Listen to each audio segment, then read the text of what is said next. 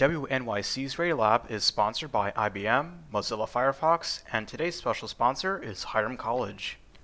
You're listening to Radiolab from WNYC and NPR. I'm Keegan Rankin, and this is Radiolab. As a child, I spent a lot of time outside. I spent a lot of time underwater, around the water, and as a child and now I have a very strong interest in fish.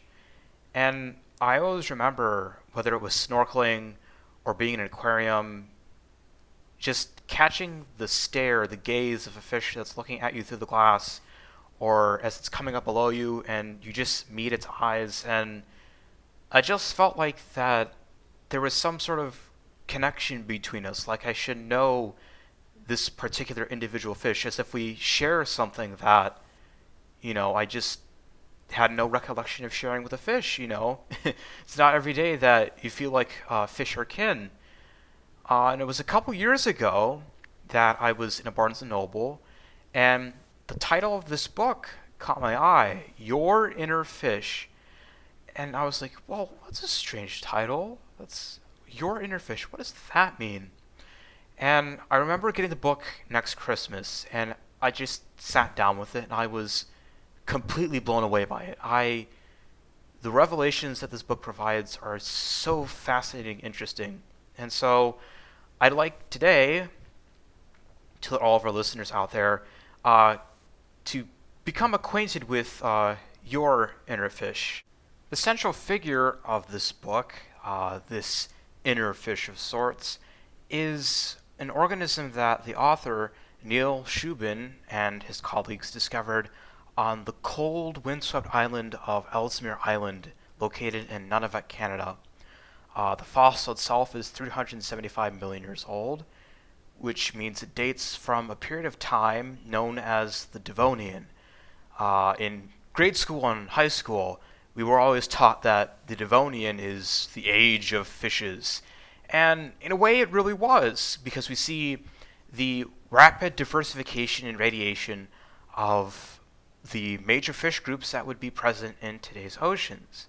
Yes, we had cartilaginous fish evolve earlier, as early as the Ordovician, but really we see the radiation of bony fish. We see things like placoderms, organisms like Dunkleosteus, these terribly huge predatory marine organisms with bone teeth, and we see tons of bony fish with all sorts of spines on their bodies and fins.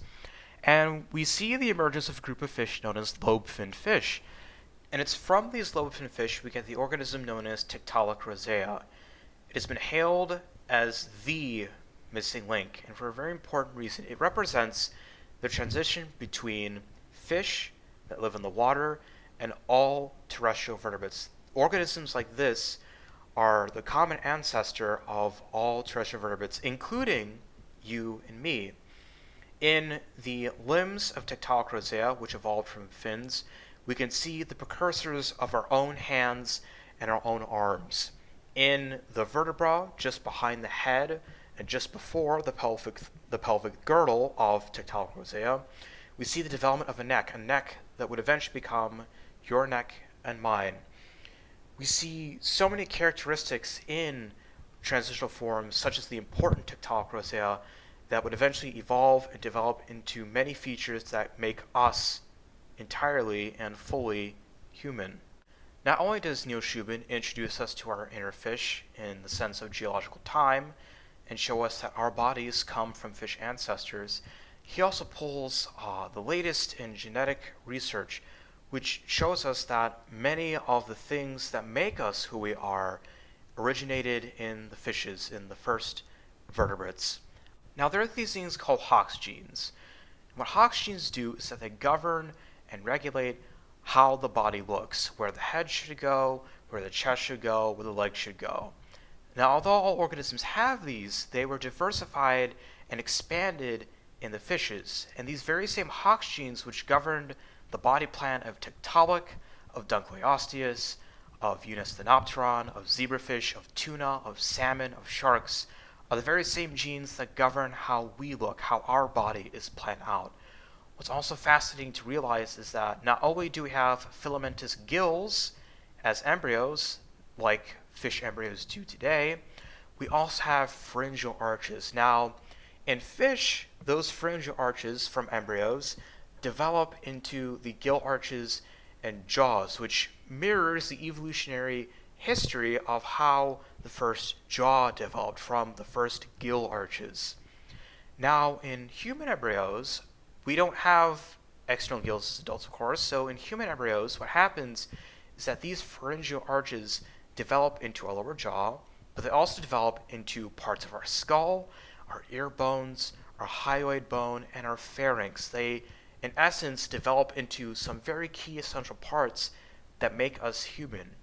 Without fish, without gills, without pharyngeal arches, we wouldn't be able to speak, we wouldn't be able to eat, we wouldn't be able to live, we wouldn't be able to exist.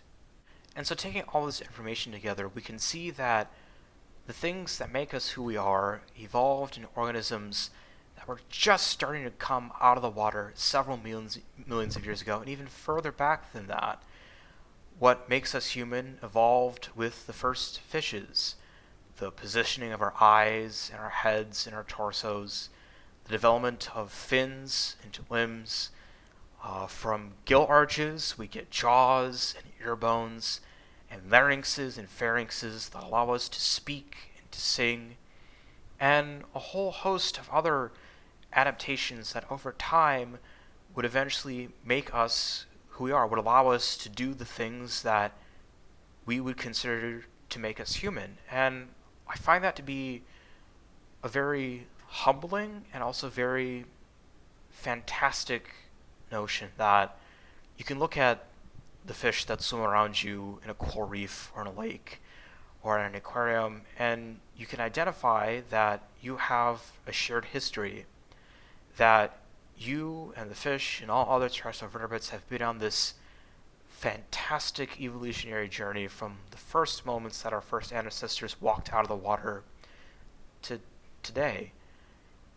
And really knowing that we are connected at that deep of level makes life so much more beautiful and so much more interesting. Looking at your hands, you realize that, these were once fins. You feel your jaw and you realize this was once, a gill arch that supported a respiratory system instead of, something that helps us to eat. And so it's just taking all this into consideration that we really start to realize that we are not so different from the other vertebrates that live with us, and we aren't so different from the fish that swim in the bodies of water around us. However, I would like to point out that this really isn't the end of the story. This is just the beginning. Yes, we've discovered transitional forms as important as Tiktaalik, but we have to realize that the fossils that we have only make up a small percentage of the record of life that was lost in those mass extinctions all those years ago. And that perhaps somewhere in some ice-covered island or deep beneath some vast ocean, there could be a fossil or several fossils that enlighten us to more transitional forms that represent major milestones in terrestrial vertebrate evolution.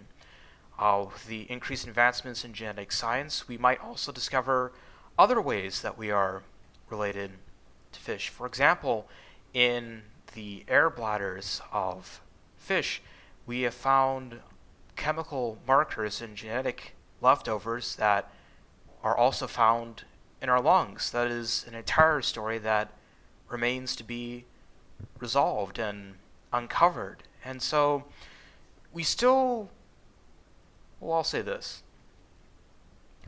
We have gotten to know our inner fish a lot, but I'd say we still are only at the introductions.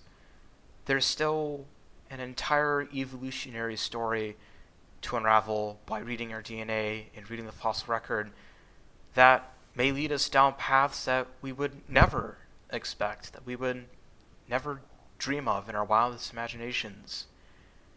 And so I think one last final word to realize is that we walk this journey of discovery and of progression, we don't walk it alone. We carry with us the vestiges, the holdovers, and the legacy of our fish ancestors who took those first steps out onto land and conquered a new world. With us we hold a evolutionary story that is so vast and so complex that we will never finish telling it in our lifetime, in several lifetimes, or eons from now. I'm sure there are still plenty of discoveries to be made about our fish ancestors and about the inner fish that makes us human. A final word of thank you to our sponsors, Mozilla Firefox, IBM, and our special sponsor today, Hiram College, my home institution where I'm currently studying freshwater ecology and currently getting to know my inner fish as well. Thank you all for listening and have a good day, and this has been Radiolab out of WNYC and NPR.